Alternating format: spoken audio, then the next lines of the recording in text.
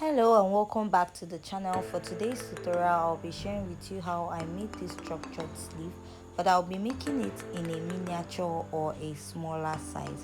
So if it's your first time viewing my channel, please like, share and subscribe, and don't forget to turn on the notification button to get new updates whenever I post. And if you're a returning subscriber, thank you for always supporting my channel.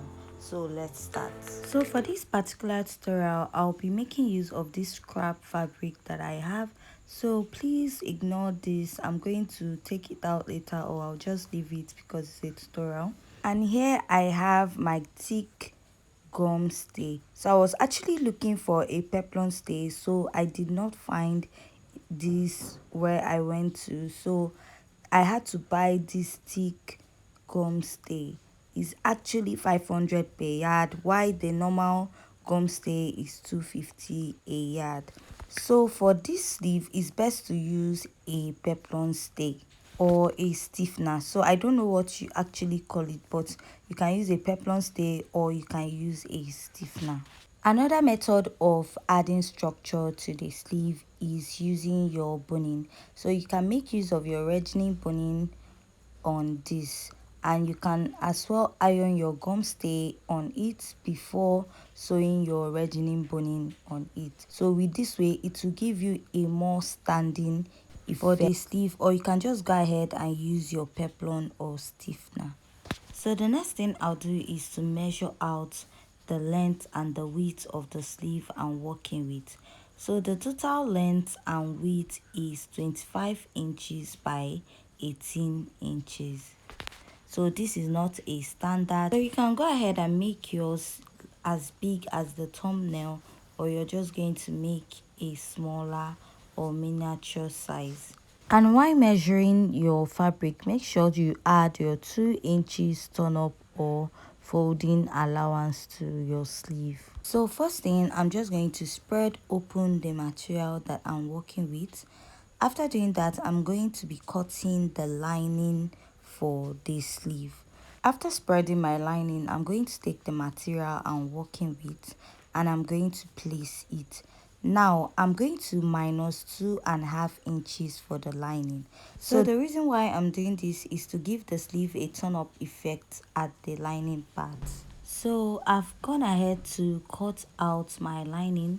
So just like I said, I minus 2.5 inches from the lining to give it a turn up effect while sewing. So after cutting out the lining, I placed it on my thick gum stay, and this is what I have. I cut out the exact measurements of the lining.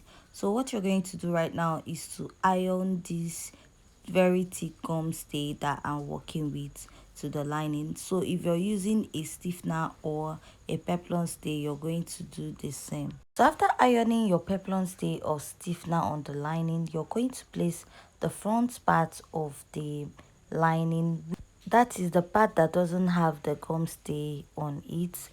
The wrong side now is the part that you ironed the peplum stay, gum stay or stiffener on it, and then you're going to place the right side of your fabric on it this way. Then you're going to sew with 1/2 inch. So I'll go over to the machine and I will do that. So I'm done sewing, and this is what I have. I spread it open for you to see the 1/2 inch that I sewed on. So I'm just going to flip it to the other side. And this is what the right side is meant to look like after sewing. So to create that turn up effect on the lining part of the sleeve, I'm just going to pull out the material part this way. So you're going to do this on the material part. After sewing 1/2 inch, I'm just going to pull it up this way, and I will measure 1.5 inches after the 1/2 inch I've already sewed. So for clarity's sake, I'm just going to repeat it. After the 1/2 inch you've already sewed on the lining, joining the lining with the fabric, you're going to pull the material parts out and you're going to measure about 1.5 inches to create a turn up effect for the sleeve. After doing that, you're just going to pin it down from the beginning to the end of the material and the lining together. So after doing this for one side, you're also going to go over to the other side also, and you're going to measure about 1.5 inches after the half inch that you've sewed to join the lining and the main fabric together. So after doing this, you're just going to go ahead and you're going to pin it down just the same way you pinned the other side. So after pinning it down, the next thing you're going to do is to stitch up the sides with half inch to join the lining to the fabric on that side. So I'm done sewing and this is what I have.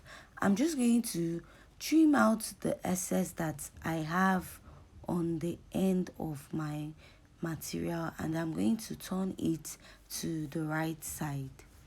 So I've turned my fabric to the right side, and at the lining part, this is the turn up effect I was talking about. I'm flipping it to the front part of the material. This is what it looks like.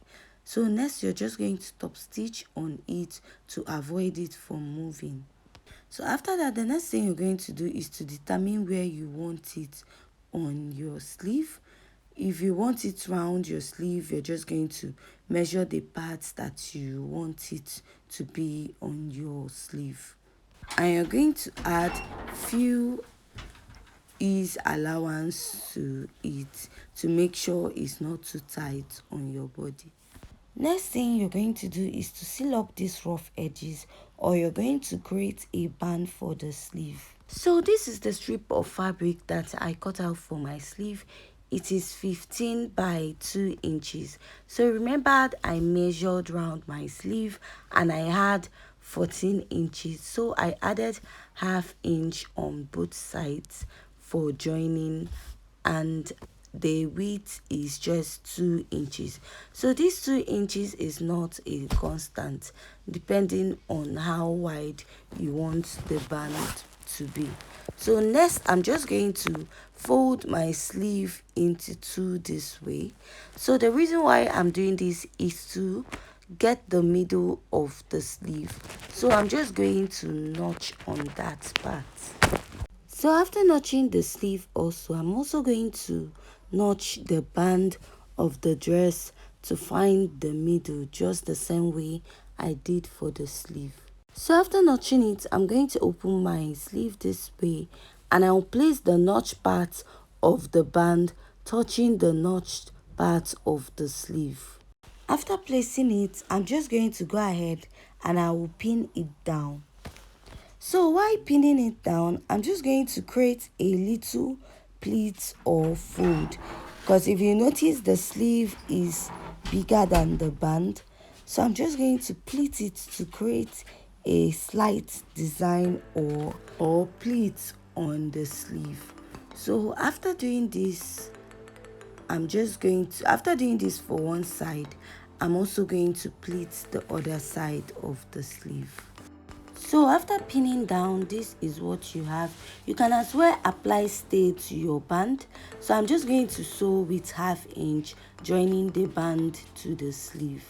So after sewing down the sleeve to the band, this is what you're going to have, and I'm just going to fold the edge of the other band to conceal the rough edge of the sleeve, and you're going to place it on it this way. You're going to fold with half, then you're going to fold it back on the fabric, then you're going to use your pin and you're going to pin it down. So I'm going to repeat the process again. I'll fold it in with half, and then I'll place it or fold it down on the sleeve to conceal the rough edges of the sleeve. And also remember to iron while sewing. So at this point, if you find this video very interesting and educative, please don't forget to give this video a thumbs up. hit on the subscribe button if you haven't yet. Leave your comment at the comment section and also share. So after you're done pinning it, if you turn it to the right side, this is what you're going to have. Then you're going to go ahead and top stitch on it. So after I'm done sewing, this is what I have on my sleeve. As you can see, I have a neat finishing at the back of the sleeve. And this is also what the front side looks like. So what I'm going to do now is to fold my sleeve into two. So after folding it into two, I'm just going to sew with 1/2 inch at the end, joining my sleeve together. So after joining it, this is what I have, and I'm going to flip it to the right side. So after joining my sleeve, this is what I have. As you can see, it is standing very well. So next thing I'm going to do is just to attach this fringe that I have.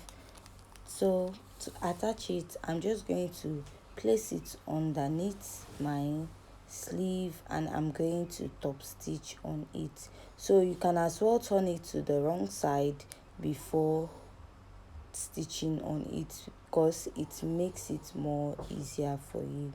So after I'm done sewing, this is what I have. This is what my sleeve looks like.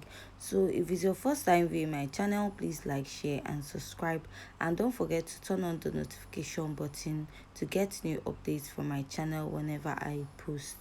And if you're a returning subscriber, thank you for always supporting my channel.